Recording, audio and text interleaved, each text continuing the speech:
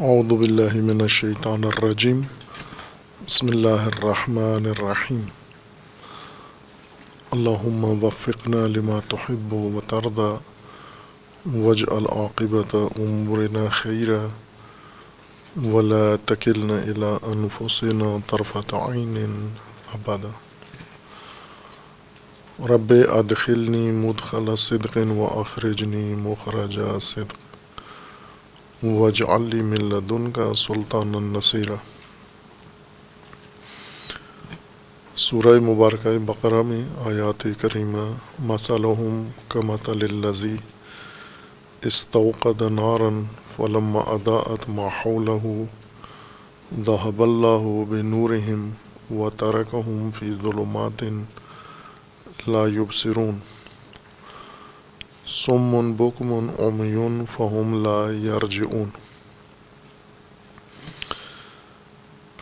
قرآن کریم نے تمثیل پیش کی ہے ایک حقیقت کو، جسے پہلے توصیف کی زبان میں پیش کیا ہے، ابھی اسے تمثیل کی زبان میں پیش کر رہے ہیں۔ ایک طرز زندگی انسانوں کا، جسے بعد میں قرآن کریم نے منافقت کہا ہے، اور یہ معمول کے رویوں میں سے ہے، انداز زندگی ہے کہ کچھ لوگ اپنی زندگی کا طور طریقہ اس طرح سے انتخاب کرتے ہیں کہ اصل حقیقت چھپا کے رکھتے ہیں، پنہان رکھتے ہیں، اور معاشرے کو دیکھ کر معاشرے کے مطابق موافق اور سازگار بنا کر اپنا چہرہ ظاہر کرتے ہیں، اور مقصد ان کا دھوکہ دینا ہے، معاشرے کو دھوکہ دینا، نظام کو دھوکہ دینا۔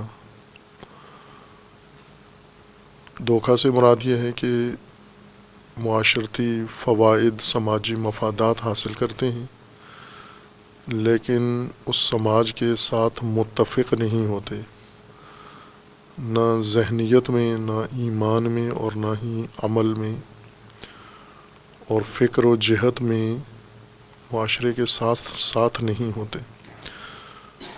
فقط اس سماج میں موجود وسائل اور اس میں موجود امکانات سے فائدہ اٹھانے کے لیے اپنے آپ کو ہم رنگ ظاہر کرتے ہیں،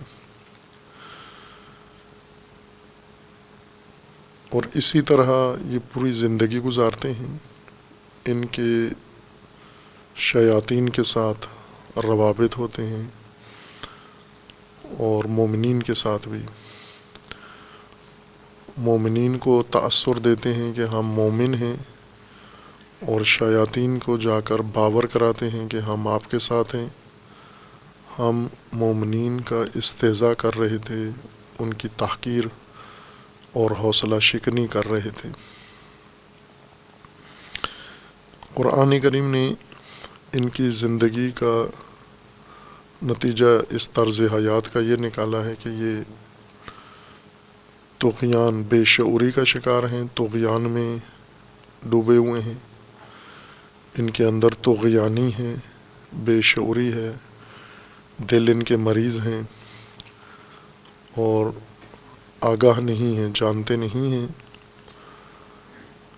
اور حیران و سرگردان ہیں۔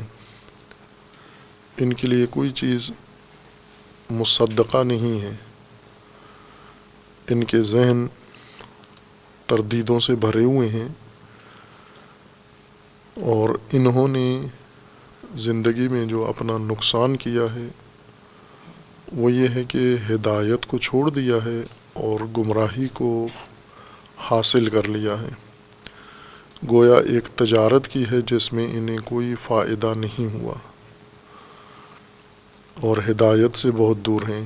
اب اسی مطلب کو قرآن نے تمثیل میں یہ بیان کیا ہے کہ ایک شخص یا ایک گروہ، ہم فرض کریں ایسی تاریک ظلمانی فضا میں جہاں پر نور نہ ہو، اور یہ ظلمات میں متوقف ہوں، اندھیرے میں انہیں کچھ نظر نہیں آتا، نور کی ان کو اشد ضرورت ہے، اور نور کے حصول کے لیے یہ نار بھڑکاتے ہیں، نار کا شعلہ بھڑکاتے ہیں اور اس سے روشنی نور حاصل کرنے کی کوشش کرتے ہیں نار سے، لیکن یہ شعلہ بھی زیادہ ان کی مدد نہیں کرتا، ایک مختصر وقت کے لیے، لمحات کے لیے نار کا شعلہ بھڑکتا ہے اور پھر بجھ جاتا ہے، اور اس کے بعد یہ دوبارہ اسی ظلمت و تاریکی میں آ جاتے ہیں جب جیسا پہلے تھے۔ اس چند لمحوں کے نار نے انہیں اتنی روشنی فراہم نہیں کی جتنی ان کی ضرورت تھی، اور اس ظلمت میں ان کی کیفیت یہ ہے کہ یہ اندھے، بہرے اور گونگے ہیں۔ ان کی پوری زندگی کا نقشہ یہ ہے کہ نور کے بغیر ہیں، ظلمتوں میں ہیں، حیرتوں میں ڈوبے ہوئے ہیں، اور بعض اوقات نور کے حصول کے لیے نار بھڑکاتے ہیں اور وہ نار بھی انہیں نور نہیں دیتی، دوبارہ ظلمتوں میں آ جاتے ہیں، اور ظلمتوں کے اندر ان کی کیفیت یہ ہے کہ یہ گونگے، بہرے اور اندھے ہیں۔ اعضاء ان کے سالم ہیں، لیکن یہ اعضاء ہوتے ہوئے عملی طور پر زبان ہوتے ہوئے گونگے ہیں، کان ہوتے ہوئے یہ بہرے ہیں، اور آنکھیں ہوتے ہوئے یہ اندھے ہیں۔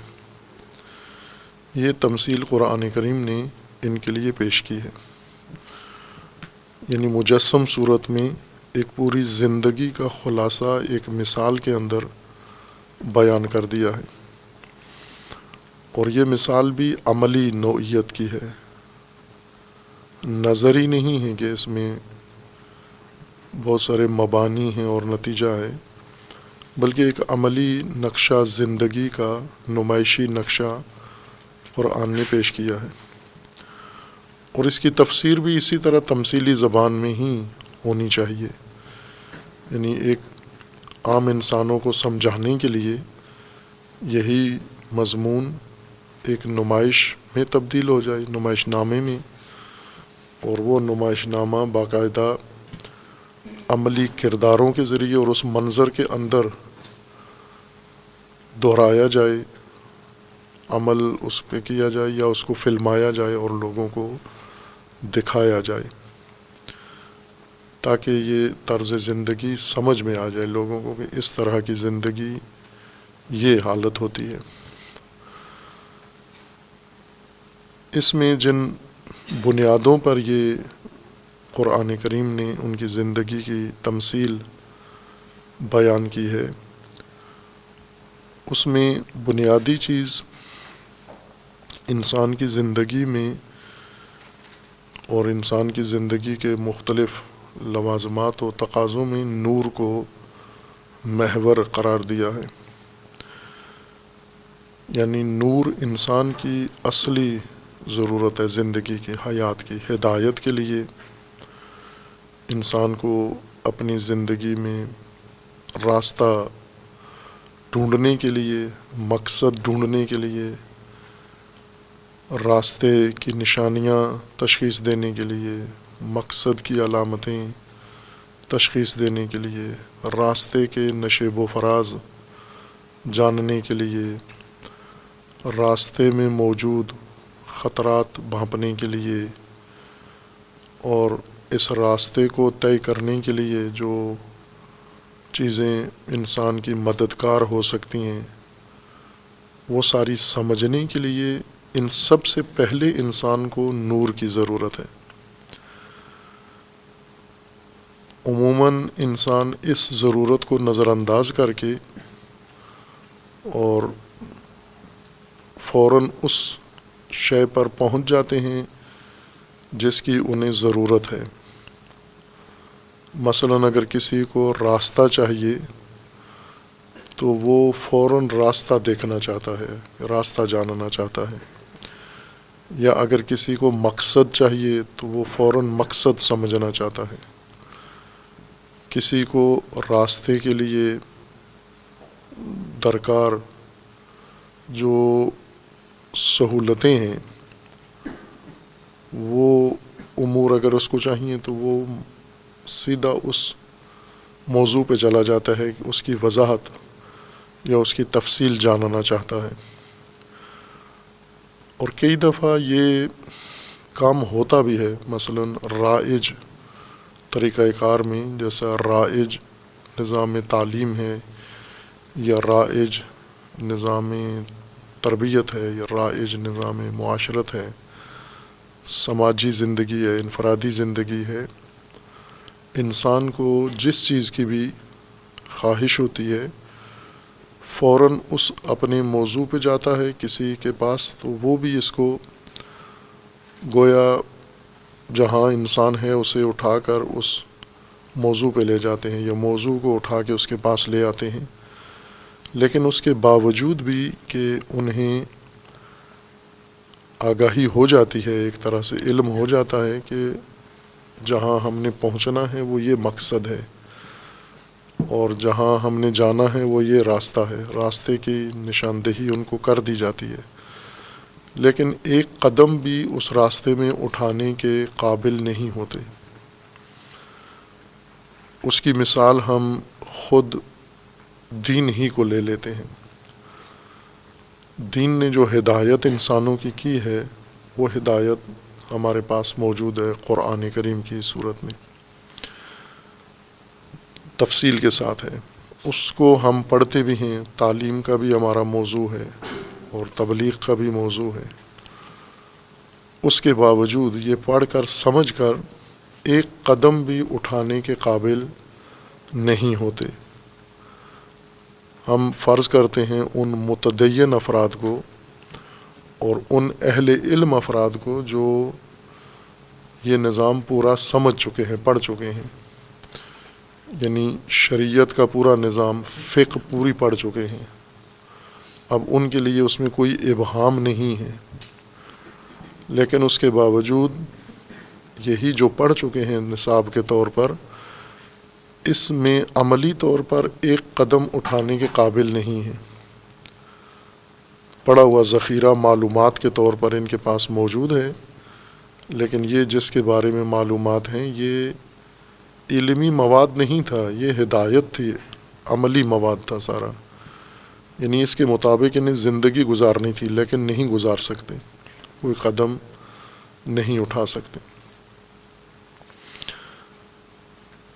اس کی وجہ یہ ہے کہ وہی چیزیں جو ان کو ضرورت ہیں اور انہوں نے حاصل کر لی ہیں، سمجھ لی ہیں، ان سب سے پہلے ایک بنیادی ضرورت انسان کے لیے اللہ تعالیٰ نے مقرر کی ہے، اور اس کا عنوان نور رکھا ہے، روشنی۔ انسان کی تمام ضرورتیں، تمام مقاصد، تمام احتیاجات وہ ساری نور سے منسلک ہیں۔ پہلی چیز جو انسان کو حاصل کرنی ہے نور۔ مثلاً ہم عملی طور پر دیکھتے ہیں، جب کسی کمرے میں انسان جاتا ہے اپنی مد نظر چیز کو اٹھانے کے لیے، کتاب اٹھانے کے لیے لائبریری میں جاتا ہے، تو سیدھا لائبریری میں کتاب کے پاس نہیں جاتا، پہلے نور فراہم کرتا ہے لائبریری کے اندر، کتاب خانے کے اندر نور فراہم کرتا ہے، فضا کو نورانی کرتا ہے، کوئی چراغ جلاتا ہے، کوئی بلب جلاتا ہے، کوئی نور کا منبع اس سے نور پہلے فراہم کرتا ہے تا پھر اپنی مقصود تک پہنچتا ہے۔ اگر نور نہ ہو، یہ سارا دن رات کتاب خانے میں موجود رہے، اسے اپنی مطلوبہ مد نظر کتاب نہیں ملے گی، یہ اندھیرے میں سارا وقت ضائع کر کے مختلف چیزوں کو ہاتھ سے چھو کے اور انہیں جانچ پرکھ کے واپس آ جائے گا اسی حیرت کے ساتھ۔ دن ہو یا رات ہو دونوں میں فرق نہیں پڑتا. دن چونکہ نور میسر ہوتا ہے ہم اس کو نظر انداز کرتے ہیں، یعنی دن کی روشنی میں ہم اپنی مطلوبہ چیزوں تک پہنچ جاتے ہیں چونکہ نور ہے اس میں. صبح ہوئی ہے، نور طلوع ہوا ہے، نور نے ساری زمین کو منظر کو روشن کر دیا ہے، اور اس روشن منظر میں ہمیں سب کچھ دکھائی دے رہا ہے، لہٰذا اپنی مطلوبہ مد نظر شے تک پہنچ جاتے ہیں. رات کو یہ نور نہیں ہوتا تو ہم سورج کے نور کے متبادل کوئی نور فراہم کرتے ہیں، جیسے موجودہ زمانے میں بجلی سے فراہم کردہ نور سے ہم گھر روشن کرتے ہیں یا متعلقہ جگہ، اور پھر اس میں جا کر اپنی مطلوبہ شے تلاش کرتے ہیں، ڈھونڈتے ہیں اور اسے حاصل کر لیتے ہیں. یہ چونکہ ہمیں فراہم نور ملتا ہے، فراہم کیا جاتا ہے، ہم خود نور کے لیے اہتمام نہیں کرتے، فراہم شدہ نور سے استفادہ کرتے ہیں، اس لیے نظر انداز کرتے ہیں اس کو، اس لیے اسے اپنی ضرورتوں میں شمار نہیں کرتے، اس لیے اس کے لیے کوئی انتظام اہتمام نہیں کرتے. لیکن جہاں نہ ہو، ہمیں کسی ایسے منظر میں بھیج دیں جہاں کسی نے ہمارے لیے یہ انتظام نہیں کیا ہوا، یہ بھی ہم نے خود ہی کرنا ہے. کچھ بھی ہمیں کوئی معمولی سی بھی ضرورت ہو، اگر کسی کو طہارت کرنی ہے، پانی چاہیے اس کو پینے کے لیے، نظافت کے لیے، تو وہ پانی کی تلاش بعد میں کرے گا، پہلے نور فراہم کرے گا، پھر پانی کی تلاش میں جائے گا، پھر اس سے یہ طہارت ہو پائے گی، پھر اس سے تشنگی ختم کرنے کے لیے پانی تک رسائی ہوگی. اسی طرح کوئی بھی چیز، انسان حرکت سے پہلے نور چاہیے انسان کو. کوئی بھی جنبش حرکت انسان سے سرزاد ہو، یہ نور میں ممکن ہے. یعنی انسان کی تخلیق میں یہ چیز رکھ دی گئی ہے کہ یہ نور میں عمل کر سکتا ہے، یعنی فاعل ہے جو فضائے نور میں فاعلیت ظاہر کر سکتا ہے. اگر نور نہ ہو تو اس کے اندر توانائی فاعلیت کے ہوتے ہوئے کل عدم ہے، یہ کچھ کر نہیں سکتا، کچھ لے نہیں سکتا، کچھ دے نہیں سکتا. سب رہین نور ہے، روشنی کے رہین ہے. اور یہ وہ حقیقت ہے جسے ہم عموماً چشم پوشی کرتے ہیں، نظر انداز کرتے ہیں، غفلت برتتے ہیں، جہالت اس کے بارے میں ہمارے اوپر سوار ہے، اور ہم اسے نظر انداز کر کے ثانوی چیزیں جو نور کے توسط سے ہمیں حاصل ہونی ہیں، نور کے بغیر ان تک پہنچنے کی کوشش کرتے ہیں. اس لیے سب کچھ ہوتے ہوئے بھی نہ ہونے کے برابر ہے. یعنی انسان ہیں، توانائیاں ہیں، ان کے اندر طاقت ہے اور معلومات بھی ہیں، لیکن کچھ کرنے کے قابل نہیں ہیں. اس کی وجہ بنیادی نور نہیں ہے جس فضا میں ان کو متحرک ہونا تھا. قرآن کریم نے جو 3 طرز زندگی ابتدائے قرآن میں ہدایت کے بابت 3 زندگی بیان کی ہیں، پیش کی ہیں. ایک ہے متقین کی زندگی، مومنین. مومن اس انسان کو کہتے ہیں جو نور میں، روشنی میں زندگی گزار رہا ہے، اس لیے اس کی زندگی میں کوئی مشکل نہیں ہے کسی بھی مرحلے میں، نہ انفرادی زندگی میں، نہ عائلی زندگی میں، نہ سماجی زندگی میں، نہ دینی امور میں، نہ دنیاوی معاملات میں. کسی پہلو سے اس کی زندگی میں الجھن نہیں ہے، رکاوٹ نہیں ہے، وقفہ نہیں ہے، توقف نہیں ہے اس کی زندگی میں. یہ ایک زندگی کا انداز ہے، مومنانہ زندگی. اور دوسری ہے انکاری جہودی زندگی، کافرانہ زندگی، کفریہ انداز زندگی، یعنی جہاں انسان بالکل تاریکی میں ہے مکمل، اور نور کا کوئی امکان بھی نہیں ہے کہ اس انسان کو نور میسر آ جائے، نور ہوتے ہوئے اس کے لیے میسر نہیں ہے نور، نہ کہ نور کا فقدان ہے اور یہ چاہتا ہے نور لیکن اسے میسر نہیں ہے، نور ہے موجود، اس کا دل بند ہے، اس کی بصیرت ختم ہو گئی ہے، یہ بالکل اندھا بہرا ہو گیا ہے، لہٰذا یہ نورانی فضا میں بھی ظلمتوں میں ہی رہے انسان، جیسے اندھا انسان ہے جس کی آنکھیں ہی نہ ہوں، یا جیسے انسان کی عبرت کے لیے جو مظاہر اللہ تعالیٰ نے بیان کیے اور پیدا کیے ہیں، جیسے چمگادڑ ہے، یہ دن کی روشنی میں تاریک غاروں میں بیٹھی ہوتی ہے، یہ پرندہ وہاں پر پناہ لیے ہوتا ہے، چونکہ اس کی آنکھیں ہی نہیں ہیں، نہ یہ کہ آنکھیں خراب ہیں اس کی، دکھی ہوئی ہیں، یا نور اس کو تکلیف پہنچاتا ہے، اس کی آنکھیں ہیں ہی نہیں، یہ بغیر آنکھوں کے پیدا کیا گیا ہے انسان ہی کو سمجھانے کے لیے، یعنی جتنے بھی بعض روایات کے مطابق کہ جتنے بھی حیوانات اللہ تعالیٰ نے خلق کیے ہیں یہ سارے انسانی اعمال و انسانی ذات اور انسانی شخصیت اور عادتوں کا تجسم ہے، یعنی انسان جو بھی عادتیں شخصیتیں رکھتے ہیں ان کی باطنی جو ذات شخصیت ہے وہ ساری ان چیزوں سے مشابہ ہے، اور جو تجسم ہوگا آخر میں انسانی اعمال کا وہ انہی شکلوں میں ظاہر ہوں گے۔ عبرت کے لیے انسان کے ارد گرد پیدا کیے گئے ہیں تاکہ انسان دیکھتا رہے ان کو اور اس سے عبرت لے، یہ جانور کیا کرتے ہیں اور ان کی زندگی کیسی ہے، جیسے انسانوں کو یا تشبیہ دی گئی ہے یا واقعاً انسانوں کا مسخ بتایا گیا ہے، جیسے گدھا ہے، انسانوں کو گدھا کہا گیا ہے، کتا ہے، انسانوں کے ایک طبقے کو کہا گیا ہے، بندر انسانوں کو کہا گیا ہے، قردہ، خاصین، یہ انسانی سارے رویے ہیں جو ان جانوروں سے مشابہت رکھتے ہیں، یا گدھا وہ ہے جو کتابیں اٹھاتے ہیں، پڑھتے ہیں لیکن اس پر عمل نہیں کرتے،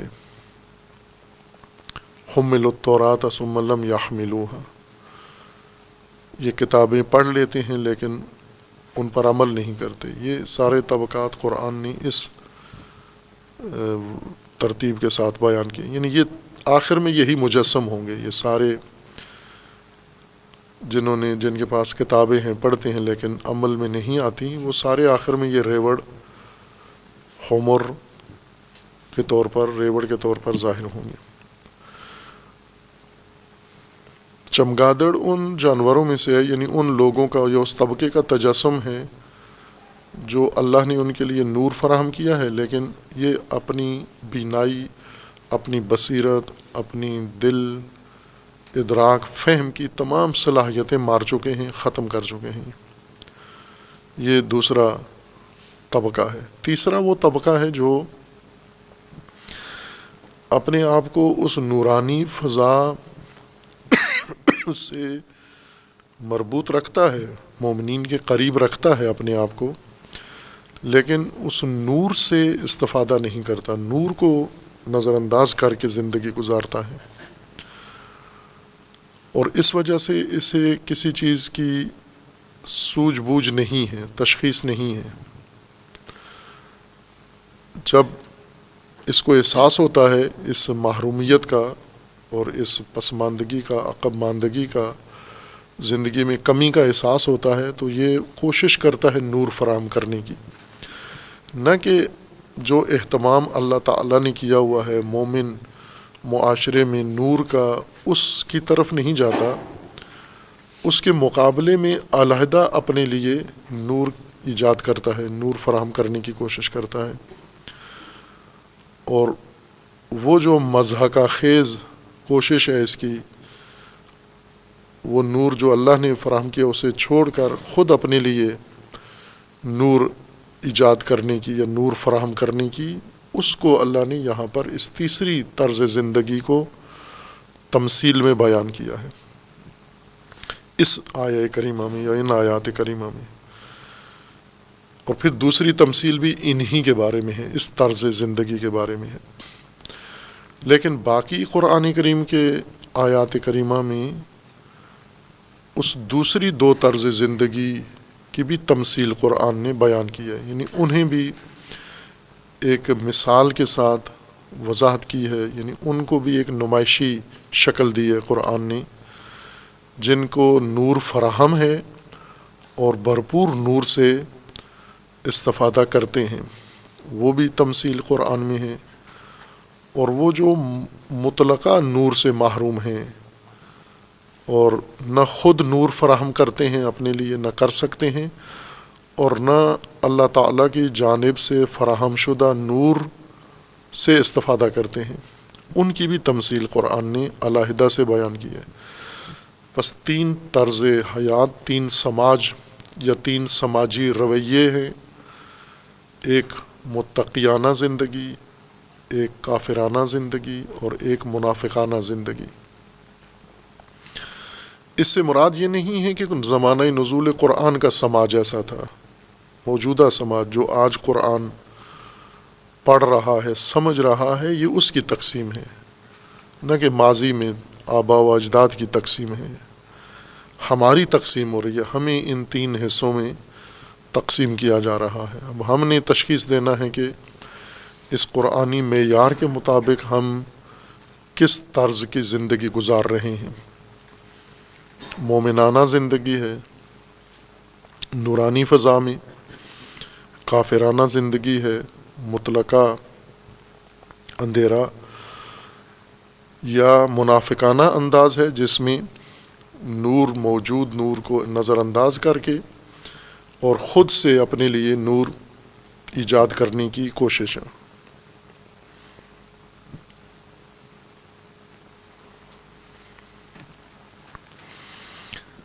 تو اس کے لیے ہمیں پہلے تھوڑا سا نور کو سمجھنا ہے، اور یہ وہ قرآن کریم کے عناوین میں سے، اصطلاحات میں سے ہے جس پر پوری ہدایت کا دار و مدار ہے۔ جیسے ہدایت کی تفسیر میں گزرا ہے معنی میں کہ ہدایت نمایاں نشانیوں کو کہتے ہیں، بہت واضح نشانیاں جو ابھری ہوئی ہوں، سطح زمین سے بلند ہوں، دور سے نظر آتی ہوں اور بالکل سامنے ہوں، آنکھوں کے سامنے ہوں، اس طرح کی نمایاں ابھری ہوئی بلند چیزیں جو دور سے دکھائی دیں ان کو ہادیہ کہتے ہیں۔ اور قرآن کریم کی اصطلاح میں ہدایت سے مراد یعنی اللہ تعالیٰ نے جو نشانیاں انسان کے مقصد کی نشاندہی کے لیے، انسان کے راستے کی نشاندہی کے لیے اور راستے کی خصوصیات کی تشخیص کے لیے جو نمایاں علامتیں اللہ تعالیٰ نے مقرر کی ہیں، وہ سب مجموعہ ہدایت کہلاتا ہے، اور یہی انسان کی ضرورت ہے۔ یا سورہ فاتحہ میں جس طرح انسان کے اس نظام الہی ربوبی میں پہلے اس کی طرف اشارہ کیا ہے، اور پھر اس نظام ربوبی میں، نظام الہی میں انسان شامل ہوتا ہے، اور انسان جب اس نظام ربوبی کے اندر آغاز کرتا ہے زندگی کا، تو اللہ تعالیٰ سے جو چیز طلب کرتا ہے وہ ہدایت ہے صراط مستقیم کی، ہدایت طلب کرتا ہے اور صراط مستقیم کی ہدایت طلب کرتا ہے۔ اور صراط مستقیم واضح راستہ، سیدھا زندگی کا راستہ جو مقصد تک انسان کو آسانی سے پہنچا دے، سہولت سے پہنچا دے، یہ بھی انسان کی ضرورت ہے بنیادی، صراط مستقیم اور صراط مستقیم کی ہدایت۔ اب یہ ساری چیزیں اس پر متوقف ہیں کہ ہدایت واضح نشانیاں ہیں تو نور کے ذریعے انسان واضح نشانیاں دیکھ سکتا ہے.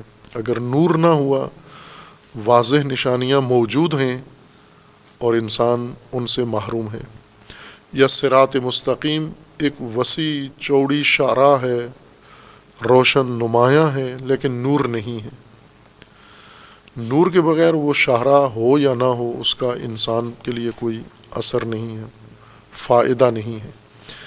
ہر چیز جو اللہ تعالیٰ نے انسان کے لیے فراہم کی ہے، یہی مادی زندگی میں انسان کے لیے اللہ نے جو وسائل مقرر کیے ہیں، یہ سب نور کے بعد انسان ان تک پہنچ سکتا ہے، نور کے ذریعے ان تک پہنچ سکتا ہے. اور جو کچھ اللہ تعالیٰ نے ہدایت کے لیے انسان کے لیے فراہم کیا ہے، وہ نور کے ذریعے، یا دوسرے لفظوں میں تکوینی امور جو انسان کی مادی زندگی کے لیے اللہ نے میسر کیے ہیں، نور کی مدد سے انسان ان وسائل تک رسائی حاصل کر سکتا ہے. اور تشریعی ہدایت کے لیے جو کچھ اللہ تعالیٰ نے مقرر فرمایا ہے، وہ سب نور کے ذریعے اس تک انسان پہنچ سکتا ہے. جیسے قرآن کریم ہدایت کا ایک ذریعہ ہے، تو نور کے ذریعے قرآن تک انسان پہنچ سکتا ہے. قرآن نظر آئے گا جب نور ہو. اگر ظلمت ہو تو قرآن کے ہوتے ہوئے انسان کو پتہ نہیں ہے قرآن ہے. یا نبوت ہو، انبیاء ہوں موجود ہیں، لیکن ظلمت جس فرد کے لیے ظلمت ہے یا جو ظلمانی فضا میں ہے، وہ تو نہیں دیکھ سکتا، نہ انبیاء کو دیکھ سکتا ہے، نہ نبوت کو دیکھ سکتا ہے. اور اسی طرح امامت ہے، وہ چیز جو موجود ہے، اللہ تعالیٰ نے ہدایت کے لیے منسوب کیا ہے، نظام بنایا ہے امامت کا، پھر آئمہ منسوب کیے ہیں، اور اس کو بہت خوبصورتی کے ساتھ ترتیب دیا ہے، تنظیم کیا ہے، اس کی تعلیم دی ہے، اس کی وضاحت کی ہے، مبین طریقے سے، واضح روشن طریقے سے. لیکن آج کا انسان مکمل طور پر اس سے محروم ہے. کیا نظام نہیں ہے، امامت نہیں ہے، امام نہیں ہے؟ ہے. انسان ظلمتوں میں ہے، تاریکیوں میں ہے، نور نہیں ہے. وہ نور جو انسان کو امام دکھا سکے، وہ نور جو انسان کو امامت دکھا سکے، وہ نور جو انسان کو امامت کی تفصیل بتا سکے، جزیات بتا سکے، وہ نور نہیں ہے.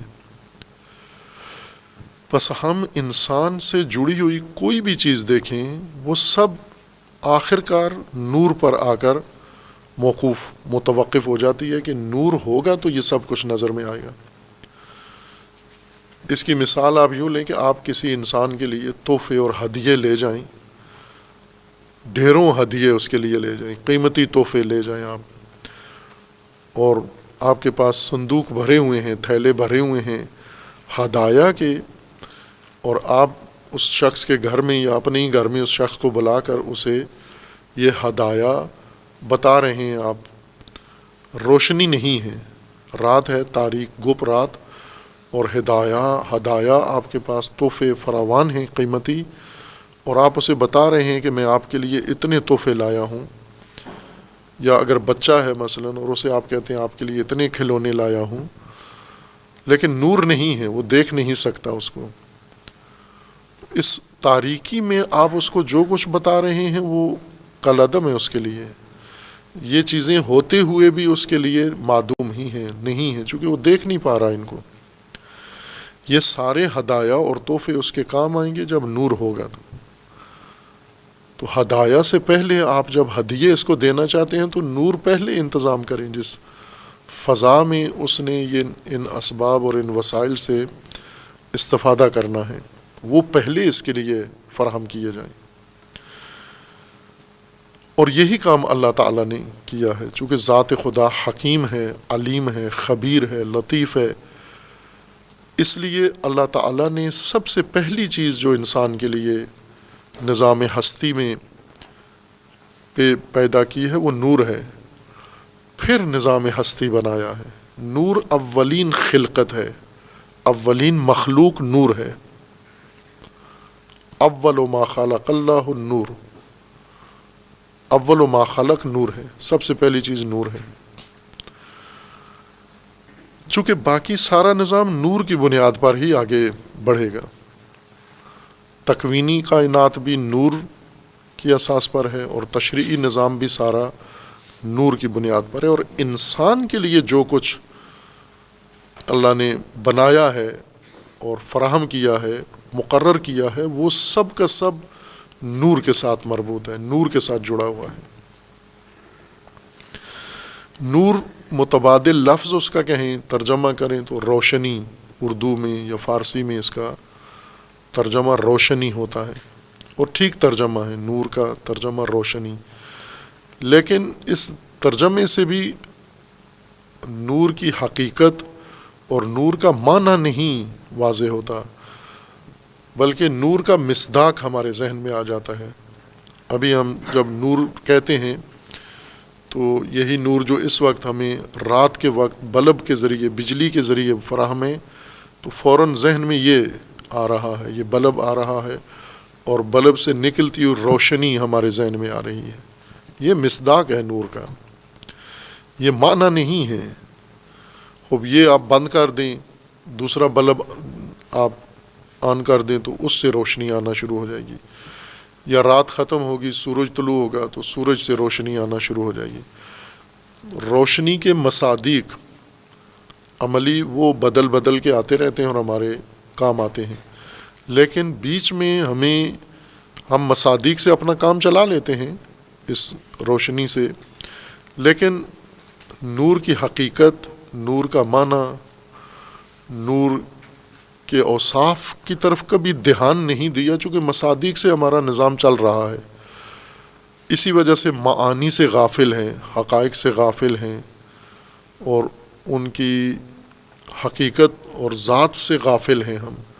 جن چیزوں کے مصادیق سے ہم اپنا، جیسے پانی ہے، انسان جب سے زمین پہ پیدا ہوا ہے پانی سے استفادہ کر رہا ہے، لیکن اسے پتہ نہیں تھا کہ پانی بنتا کیسے ہے، پانی حقیقت میں کیا، تجزیہ نہیں کر سکا تھا، نہا رہا تھا، آبیاری کر رہا تھا، کھیتی باڑی کر رہا تھا، کپڑے دھو رہا تھا، پانی گندا کر رہا تھا، پانی کو مختلف مصارف میں کام میں لا رہا تھا، یہ جانے بغیر کہ یہ کیا ہے جس سے میں زندگی میں اتنا زیادہ فائدہ اٹھا رہا ہوں، یہ ہے کیا چیز۔ بس اتنا جانتا تھا کہ یہ بہتا ہوا مایہ سیال، یہ مصداق، یہ میرے کام کی چیز ہے، لیکن اس کے معنی جاننے کی کوشش نہیں کی، یا کی بھی تو سمجھ نہیں آیا، اتنی معرفت نہیں تھی۔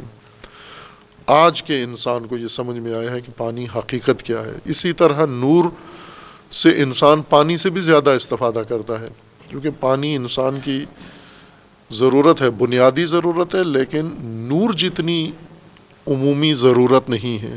پانی سے پہلے نور ضروری ہے، پانی بھی نور سے نظر آئے گا۔ نور پانی کا محتاج نہیں ہے، لیکن پانی نور کا محتاج ہے۔ اگر نور نہ ہو تو شاید پانی وجود میں ہی نہ آئے، پانی ختم ہی ہو جائے زمین سے۔ نور پانی کے رہین منت نہیں ہے، پانی نور کے رہین منت ہے، نور کا محتاج ہے پانی۔ اور اس کا معنی حقیقت جاننا ضروری ہے، چونکہ جب حقیقت جانیں گے ہم تو مصادیق متعدد نور کے واضح ہوں گے۔ ہم اس موجودہ نور جس میں ہم زندگی گزار رہے ہیں، اس کی قید سے آزاد ہو جائیں گے، اور ہمیں مصادیق دیگر بھی سمجھ میں آئیں گے، آشنا ہو جائیں گے ہم کہ یہ بھی انوار ہیں، یہ بھی نور ہیں۔ اگر ہم معنی سے مصداق کی طرف آئیں تو ہمیں مختلف طرح کے نور ملیں گے، لیکن اگر ہم مصادیق سے ہی اپنا کام چلاتے رہیں تو جس مصداق سے آپ استفادہ کر رہے ہیں وہی نور ہے آپ کا، اور وہ نور جو نور ہے لیکن آپ کے استفادے میں نہیں ہے، استعمال میں نہیں ہے، اس کو آپ نہ نور سمجھتے ہیں، نہ اسے آشنا ہیں، نہ اس کی ذات سے آپ کو آگاہی ہے۔ جیسے ابھی مختلف انسانی ضرورتوں میں نور کا استعمال ہے، طبی اس میں نور کا استعمال ہے، نورانی شعائیں، مختلف نام ہیں ان کے، یہ سب نور کی شعائیں ہیں، اور وہ نورانی شعائیں جو ہمارے کام میں نہیں آتی معمول میں، ہمارے کام میں یہ روشنی جو بلب سے اور سورج سے آتی ہے، چراغ اور شمع سے، یہ ہمارے کام آتی ہے، لیکن وہ نور جو ہماری آنکھیں اس کو دیکھ ہی نہیں رہی، لیکن وہ نور ہے، جیسے بنفش نور ہے، جیسے سرخ نور ہے، جیسے ماورائے سرخ نور ہے، یہ سب نور موجود ہیں اس وقت، نور ہی موجود ہے اس وقت، سورج سے ہی نکل رہا ہے یہ نور، لیکن وہ نور ہمارے لیے ناشناختہ ہے، چونکہ ہم مصداق نور سے نور تک پہنچے ہیں، تو مصداق کی یہ کوشش ہوتی ہے کہ مصداق پکڑ کے رکھتا ہے بندے کو اپنے پاس، جس طرح امیر المومنین علیہ السلام کا فرمان ہے کہ آپ حق کو پہچانو، پھر حق کے ذریعے شخصیات کو پہچانو، تو جتنا حق ہوگا آپ کو سمجھ میں آ جائے گا، اور جتنی حق شخصیات ہیں وہ ساری آپ سمجھ جائیں گے، لیکن اگر آپ نے شخصیت سے حق سمجھا تو شخصیت پکڑ کے رکھے گی آپ کو، دوسرے حق تک نہیں جانے دے گی، یہی حق شخصیت کو، جو حق آپ نے سمجھا، یہ شخصیت کے ذریعے آپ عمر بھر اسی شخصیت کے اسیر اور گرفتار رہیں گے۔ یہ مصادیق کی خصوصیت ہے کہ جو شخص مصادیق کے ذریعے آگے جاتا ہے، مصادیق اس کو پکڑ لیتے ہیں، باندھ لیتے ہیں اپنے ساتھ۔ جیسے ہم بہت سارے حقائق سے اسی وجہ سے محروم ہیں کہ ہم مصادیق کے ذریعے ان حقائق تک پہنچے ہیں۔ نور کی جو لفظی تعریف کی گئی ہے، نور کا معنی لغوی تعریف جس کو کہتے ہیں، اہل لغت نور کا جو معنی کرتے ہیں، نور وہ حقیقت جو خود نمایاں ہو، ظاہر ہو، اور باقی چیزوں کو جو قابل ظہور ہیں ان کو بھی ظاہر کرے، مظہر، ظاہر اور مظہر، نور کی یہ تعریف ہے۔ الظاہر لنفسہ یا فی نفسہ والمظہر لغیرہ، جو خود ظاہر ہو اور دوسری چیزوں کو بھی ظاہر کرے، مظہر ہو اور ظاہر ہو اور مظہر ہو، ظہور اپنا اس کا ہو اور مظہریت بھی ہو، کسی دوسری چیز کو بھی ظاہر کرے، یہ نور ہے۔ اس سے زیادہ آگے نور کی تعریف میں، نور کے معنی میں کوئی اور مفہوم دخیل نہیں ہے کہ یہ نور کس منبع سے ہو، یہ نور کون سی شعاعیں ہوں، کون سی کلر کی شعاعیں ہوں، کون سا رنگ ہو ان کا، یہ نور کی تعریف کا حصہ نہیں ہے، اور یہ بھی نہیں ہے کہ یہ نور مادی ہو، یہ نور غیر مادی ہو، یہ بھی نور کی تعریف میں شامل نہیں ہے۔ معنی نور ان تمام خصوصیات سے خالی ہے۔ معنی ایک ذات ہے، ایک حقیقت ہے حقائق میں سے، وہ معنی کہلاتا ہے، باقی سب اس کے مصادیق میں ہیں، جو ظاہر ہو، خود ظاہر ہو، اور باقی امور کو، باقی حقائق کو ظاہر کرتا ہو، یہ نور ہے۔ خوب اس معنی کو لے کر ہم آئیں دیکھیں کہ کون کون سی چیزیں اس خصوصیت پر اترتی ہیں، کن کے اندر یہ خاصیت پائی جاتی ہے۔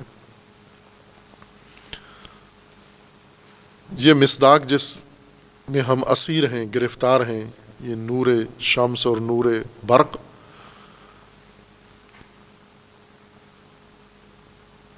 یہی سارا نور ہے، کل نور ہم نے یہی سمجھا ہوا ہے۔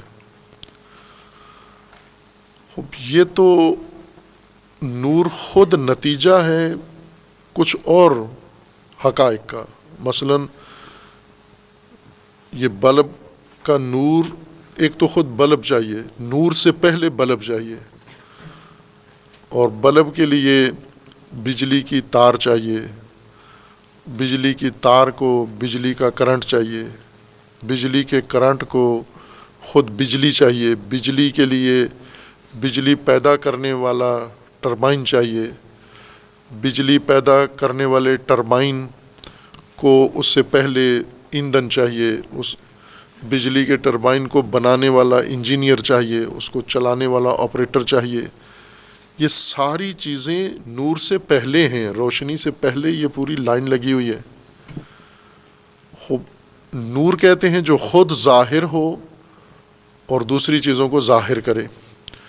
تو سوال یہ ہے کہ یہ نور جن وسائل سے پیدا ہو رہا ہے وہ چیزیں ظاہر ہیں یا نہیں ہیں؟ وہ موجود ہیں. بس اس کا مطلب ہے کہ وہ پہلے ظاہر ہوئی ہیں، وہ چیزیں اس نور کی پیدائش سے پہلے وہ ظاہر ہوئی ہیں، وہ وجود میں آئی ہیں، اور ان کے ظہور سے پھر آگے یہ نور بنا ہے جس سے ہمارا سروکار ہے. تو ہم ان وسائل کی طرف جاتے ہیں کہ وہ کیسے ظاہر ہوئے ہیں، وہ تو نہیں تھے پہلے. اسی طرح ہم کرتے کرتے مثلا پانی سے بننے والی بجلی، تو پہلے پانی وجود میں آیا ہے، سب سے پہلے تو پانی ظاہر ہوا ہے. خوب یہ پانی کس نے ظاہر کیا ہے؟ پانی کیسے ظاہر ہو گیا ہے؟ یہ پانی بادلوں سے مثلا آیا ہے، بادل کیسے ظاہر ہوئے ہیں؟ تو آپ یہ جو مصداقی نور ہے اس سے اگر جائیں تو آپ کو اس کے پیچھے ایک بہت بڑی دنیا ملے گی، اور وہ سب ظہورات ہیں، ان موجودات سے یہ نور بنا ہے، اور وہ تمام موجودات اس سے پہلے ظاہر ہوئے ہیں. جب یہ نہیں تھا، یعنی جب بجلی کشف ہی نہیں ہوئی تھی، جب ایڈیسن پیدا ہی نہیں ہوا تھا، تو یہ ساری چیزیں جن سے یہ نور نکلا ہے یہ ساری ظاہر تھیں اور موجود تھیں. پانی موجود تھا، پانی جس سے برستا ہے وہ وسائل موجود تھے، پانی جہاں بہتا ہے وہ زمین موجود تھی، پانی جس نظام سے آتا ہے وہ سب کچھ موجود تھا. تو ظہور نور کی پہلی خصوصیت ہے کہ ظہور ہو، اس کا خود ظاہر ہو اور باقی چیزوں کو اظہار کرے، نمایاں کرے. تو ظہور کے باب میں پہلا ظہور کیسے ہوا؟ وہ ہے وجود. پہلا ظہور وجود ہے، ہستی. چونکہ چیز موجود ہو تو ظاہر ہوتی ہے، موجود ہی نہ ہو تو ظاہر نہیں ہے. معدوم کو کوئی ظہور حاصل نہیں ہے، عدم ظلمت ہے. پہلا ظہور وجود ہے، اور پھر باقی تمام حقائق وجود کے ذریعے سے اظہار ہوئے ہیں. جس کو وجود ملتا گیا وہ چیز نمایاں اور ظاہر ہوتی گئی. بس پہلا ظہور وجود کا ہے، اور باقی تمام حقائق وجود کے ذریعے ظاہر ہوئے ہیں. اگر وجود نہ ہوتا، ہستی نہ ہو، کوئی بھی چیز نہ خود ظاہر ہے نہ کسی اور کو اس نے ظاہر کرنا ہے، عدم ہے، ظلمت ہے، نیستی محض ہے، اور اس میں نہ کوئی ہے حقیقت ہے، نہ اس کو دیکھنے والا کوئی ہے، نہ اس کو دکھانے والا کوئی ہے، جو کہ عدم ہے سارا. بس پہلی چیز جس سے ظہور شروع ہوا وہ وجود ہے. خوب یہ وجود جو نظام عالمین کا وجود ہے، کائنات کا وجود ہے، زمین آسمان کا وجود ہے، افلاک کا وجود ہے، سورج چاند ستاروں کا وجود ہے، جو پہلے زمین کے اندر مخلوقات ہیں ان کا وجود ہے، اور کہکشانوں میں جو وجود ہے، یہ وجود یہ خود کیسے ظاہر ہو گیا؟ یہ وجود، یہ کائنات، موجودات کا وجود، مخلوقات کا وجود کیسے ظاہر ہوا؟ یہ بھی کسی اور کا اظہار ہے، یہ ذاتاً ظاہر نہیں ہے. انہیں کسی نے اظہار دیا ہے، کسی نے ان کو ایجاد کیا، وجود کا لباس پہنایا ہے. اور وہ ہستی جو خود ظاہر ہے، جس کی ذات ہی ظہور ہے، وہ ذات ہے اللہ کی. وہ اصل ہستی جس نے ان ساری کائنات کو ظہور دیا ہے، اظہار کیا ہے ساری کائنات کا، وہ اللہ تبارک و تعالیٰ کی ذات ہے. وہ ذات نور ہے چونکہ خود ظاہر ہے. اور اللہ تعالیٰ نے قرآن کریم میں یہی اپنا تعارف کروایا ہے، اللہ نور السماوات والارض۔ اللہ سماوات، کائنات، سماوات و ارض جہاں بھی آئے قرآن میں اس سے مراد تمام کائنات ہے، تمام مادی کائنات جتنی بھی ہے وہ غیر مادی، یہ ساری سماوات و ارض ہے، یہ سب یہ اللہ نور السماوات، اس کائنات کا نور، اس کا ظہور، اس کا اظہار اللہ کی ذات ہے۔ اللہ نور ہے، نور خدا سے ظہور ارض و سماوات ہے۔ اب یہ ارض و سماوات جو معرض ظہور میں آئے ہیں یہ نور الہی سے ظاہر ہوئے ہیں، ورنہ نور الہی اگر ان پہ نہ پڑتا تو یہ سارے عدم تھا، یہ سب ظلمت تھی اور ظلمت حقیقی تھی، ان کو کوئی ظہور کسی قسم کا نہیں ملنا تھا۔ خوب پھر یہ جو ظاہر ہوئی کائنات ساری، اس کائنات کے اندر یعنی اصل نور اللہ کی ذات ہے، اس نور سے کائنات کا ظہور ہوا ہے۔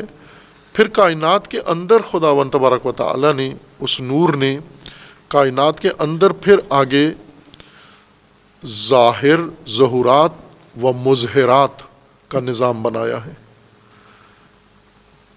یعنی اس کے اندر بہت ساری چیزیں جو ظاہر ہوں گی خود اور دوسری چیزوں کو اظہار دیں گی۔ اب یہ جو ظہور و اظہار ہے، یہ اس کو ایک اور چیز کی ضرورت ہے۔ ظہور و اظہار ایک نسبی معنی ہے، نسبی معنی مراد یہ ہوتی ہے کہ یہ ریلیٹڈ امور ہیں، یعنی متعلقات چاہیے ان کو، کوئی چیز ایسی ہو جس کی نسبت کہا جائے کہ یہ ظاہر ہے، کس کے لیے ظاہر ہے۔ مثلا یہ چیز خود ظاہر ہے اور دوسروں کو ظاہر کرتی ہے یہ چیز۔ یہاں ایک سوال باقی ہے، وہ یہ ہے کہ یہ خود کس کے لیے ظاہر ہے۔ کوئی تیسری چیز ہوتی ہے جس کے لیے ظہور ہوتا ہے اور جس کے لیے اظہار ہوتا ہے۔ مثلا انسان کے لیے جو چیزیں ظاہر ہیں، خود ظاہر ہیں، جیسے یہ روشنی ہے، خود ظاہر ہے، اور اس روشنی نے یہ کمرہ اور یہ ساری چیزیں ہمارے لیے ظاہر کی ہوئی ہیں۔ انسان کے کس حصے کے لیے، کس عضو کے لیے یہ سب ظہور ہے؟ مثلا انسان کی پیشانی کے لیے یہ ساری چیزیں ظاہر ہیں، انسان کے کان کے لیے ساری چیزیں ظاہر ہیں، انسان کے ہاتھوں کے لیے ظاہر ہیں، منہ کے لیے ظاہر ہیں، صرف ایک چیز کے لیے، آنکھ کے لیے۔ یہ نور ظاہر ہے آنکھ کے لیے، اور اس نور نے اظہار کیا ہے ہر چیز کا آنکھ کے لیے۔ اگر بیچ میں سے آنکھ ہٹا دیں ہم تو یہ ظہور و اظہار دونوں بے معنی ہو جاتے ہیں، کیونکہ آنکھ ہو تو جس چیز نے خود ظاہر ہونا ہے وہ بھی ظہور اپنا کرے گی، اور جس نے دوسری کسی چیز کو اظہار کرنا ہے وہ بھی اس وقت ہوگا جب آنکھ ہوگی۔ اگر آنکھ ہی نہ ہو تو ظہور کس کے لیے ہوگا؟ یہ جو خداوند تبارک و تعالیٰ نے کائنات بنائی، کائنات کو ظہور دیا، اور اس ظہور سے حقائق عالم سارے ظاہر ہو گئے، پھر ان کے اندر اللہ تعالیٰ نے یہ نظام بنا دیا، یعنی اس کے اندر وہ حقیقتیں بھی اللہ نے ایجاد کر دیں جو خود نمایاں ہیں، ظاہر ہیں، اور کسی اور چیز کو بھی ظاہر کرتی ہیں۔ لیکن سوال یہ کہ کس کے لیے یہ مظہرات، کس کے لیے اظہار کرتے ہیں، خود کس کے لیے ظاہر ہیں؟ کوئی ایسا ناظر ہے کوئی جس کے ہاں یہ ظہور ہونا ہے جا کر؟ اب وہ انسان کی نسبت اگر ہم دیکھیں تو انسان کی نسبت چند حقیقتیں، انسان ایک بڑی پیچیدہ حقیقت کا نام ہے، انسان تہ بتہ حقیقت کا نام ہے۔ ہم جنہیں انسان کہتے ہیں اس سے آگے ہے انسان کا مرحلہ داستان۔ یہ جنہیں ہم انسان سمجھتے ہیں یہ بھی حیوانی مرحلے میں ہیں، انسانی حقیقت اور انسانی گہرائی ان میں شاید پیدا ہی نہ ہوئی ہو۔ انسانی جو حقیقت ہے، مکمل انسانی حقیقت، یہ سب کچھ اظہار اس کے لیے، ظہور اس کے لیے ہے اور اسی کے لیے اظہار ہونا ہے۔ اور اس کے اندر کئی ایسے مرحلے ہیں، کئی ایسے طبقے ہیں انسان کے، اس کائنات نے اور حقائق نے اس کے لیے ظہور بھی کرنا ہے اور اس کے لیے اظہار بھی ہونا ہے۔ خوب، ایک ہے انسان کی آنکھ۔ آنکھ کے لیے اشیاء نے ظہور بھی کرنا ہے اور آنکھ کے لیے ان اشیاء نے دوسری چیزوں کو اظہار بھی دینا ہے۔ ظہور و مظہر یا ظاہر و مظہر آنکھ کے لیے، باقی اعضاء انسان کے اس ظہور و مظہریت اس میں نہیں ہے دخیل۔ خوب، دوسری چیز جو انسان کے اندر ہے جس کے لیے ظہور بھی ہونا ہے اور اظہار بھی ہونا ہے، وہ ہے انسان کی عقل، ذہن انسان کا، کہ یہاں پر کچھ چیزیں ظاہر ہوں گی اور کچھ کا اظہار ہوگا۔ اور اس سے آگے انسان کے ذہن سے آگے جس کو اللہ تعالیٰ نے دل کہا ہے، قلب کہا ہے، یا وجود کہا ہے، انسان کا روح یا نفس کہا ہے، اس کے لیے اظہار ہے۔ انسان کے لیے، انسان کی آنکھ کے لیے جو ظہور ہے یہ ایک طرح کا ہے۔ وہی چیز جو آنکھ پر ظاہر ہے اسی نے ذہن میں بھی ظہور کرنا ہے، اور جس نے ذہن میں ظہور دکھانا ہے، اپنا ظہور پیدا کرنا ہے، اس نے وجود انسان میں، نفس انسان میں بھی ظہور اپنا دکھانا ہے۔ یعنی تین ظہور، ایک حقیقت تین طرح سے انسان کے لیے ظاہر ہو سکتی ہے، اور تین طرح سے نور انسان کے لیے حقائق کو اظہار کر سکتا ہے۔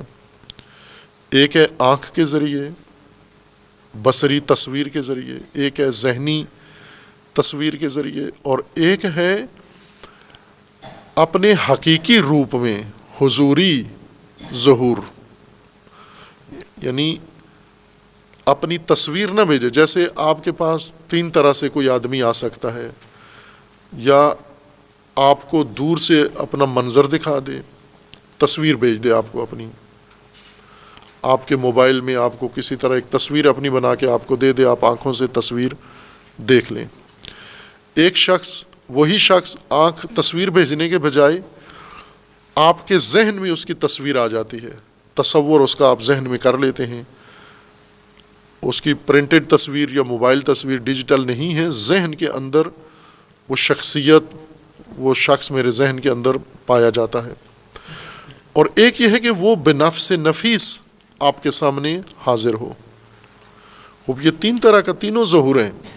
اس کی تصویر بھی اسی کا ظہور ہے، اس کا ذہنی تصور بھی اسی کا ظہور ہے، اور اس کا خود آپ کے سامنے کھڑے ہو جانا آ کر، یہ بھی اسی کا ظہور ہے۔ یہ اپنے وجود کے ساتھ ظاہر ہو، اپنی تصویر کے ساتھ ظاہر ہو، اپنے تصور کے ساتھ ظاہر ہو، اور اپنے وجود کے ساتھ آپ کے لیے ظاہر ہو۔ اور یہ تینوں ظہور الگ الگ مرحلوں کے لیے، الگ الگ شعبوں کے لیے ہوتے ہیں۔ ایک ظہور آنکھ کے لیے ہے، ایک ظہور ذہن کے لیے ہے، ایک ظہور پوری ذات کے لیے ہے، وجود کے لیے ہے۔ اب نور کہتے ہیں جو خود ظاہر ہو اور باقی حقائق کو اظہار کرے۔ کس کے لیے؟ انسان کے لیے۔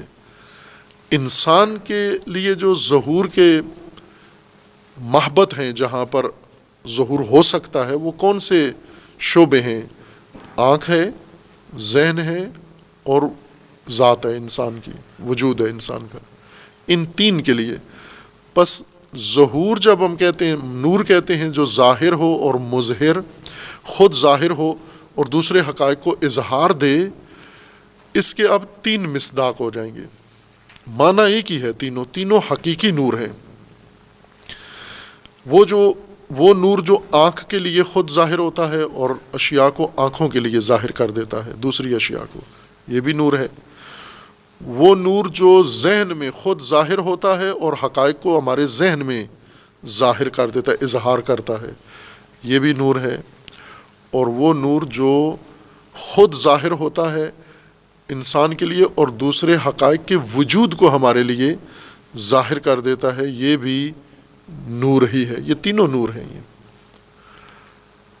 اور یہ تینوں نور انسان کے لیے ہیں، باقی کائنات کے لیے علیحدہ نظام ہے، یہ تینوں نور انسان کے لیے ہیں۔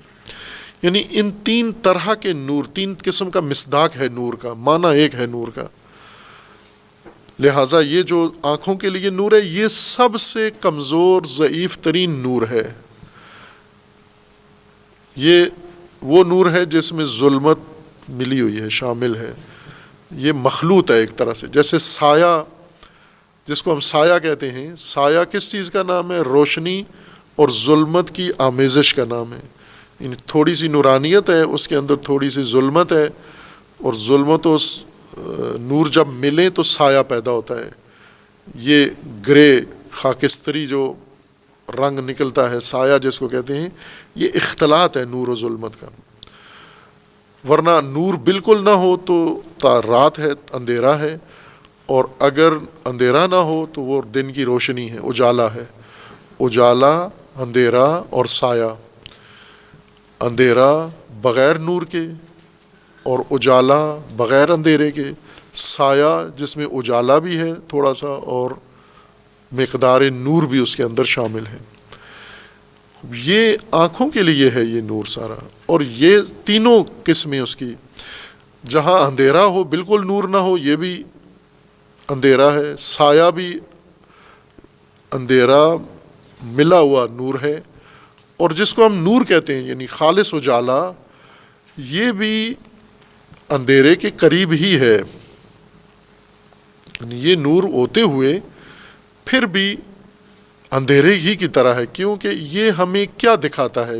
یہ نور ہماری آنکھوں کو کیا دکھاتا ہے؟ صرف رنگ دکھاتا ہے بس، باقی تو کچھ بھی نہیں دکھاتا۔ آپ چیز کا رنگ ختم کر دیں، یہ دکھانا چھوڑ دے گا۔ یہ اظہار ظاہر ہے، اور خود ظاہر ہے جب خود رنگین ہو، اور اظہار کس کو دیتا ہے؟ رنگوں کو صرف۔ جہاں رنگ نہیں ہے، اس کا کام ختم ہے، یہ نور اندھیرا ہی ہے۔ لہذا کئی چیزیں ایسی ہیں جن میں رنگ نہیں ہے، جیسے ابھی ہم سانس لے رہے ہیں، ہوا موجود ہے اس حال میں، نظر نہیں آتی، یہ نور ہوا کو نہیں دکھا رہا۔ کیوں نہیں دکھا رہا؟ چونکہ رنگ نہیں ہے اس کے اندر۔ ابھی یہاں غبار آپ اچھالیں یا دھواں تو یہ نظر آنا شروع ہو جائے گی، یہ ہوا، چونکہ رنگ آ گیا ہے اس کے اندر۔ جو چیز رنگین نہیں ہے یہ اس کو ظہور ہی نہیں دے سکتا، بس یہ سب سے کمزور نور ہے، چونکہ صرف رنگ دکھاتا ہے بس۔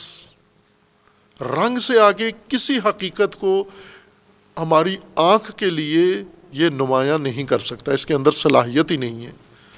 اس لیے یہ سب سے کمزور، سب سے ضعیف نور ہے، جو آنکھوں کے لیے صرف رنگ دکھا سکتا ہے، صرف آنکھ کے لیے، اور صرف رنگ۔ بہت محدودیت ہے۔ یہ نور صرف آنکھ کے لیے صرف رنگ دکھاتا ہے۔ اگر آنکھ خراب ہو جائے، اس کا کام ختم، یہ نور بجھ گیا۔ اگر رنگ ختم ہو جائے، آنکھ کھلی رہے، اس کا کام ختم ہو گیا۔ آنکھیں ختم ہو جائیں، رنگ رہیں، رنگ ختم ہو جائیں، آنکھیں رہیں، دونوں صورتوں میں یہ نور کا ناکارآمد ہو جاتا ہے۔ اس نور کی افادیت رنگ اور آنکھ کے لیے ہے بس، جبکہ جو چیزیں ظاہر ہیں، موجود ہیں، اور انسان پر ان کو ظاہر ہونا ہے، وہ تو پوری کائنات ہے، پورا نظام ہستی ہے، ہدایت کا نظام ہے۔ اب یہ نور ہمیں ہدایت کیسے دکھائے؟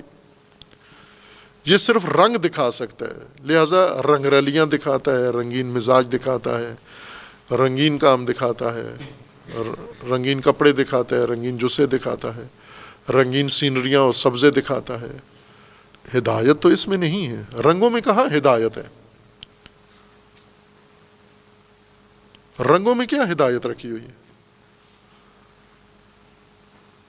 ہدایت تو ان دوسرے حقائق کے اندر ہے۔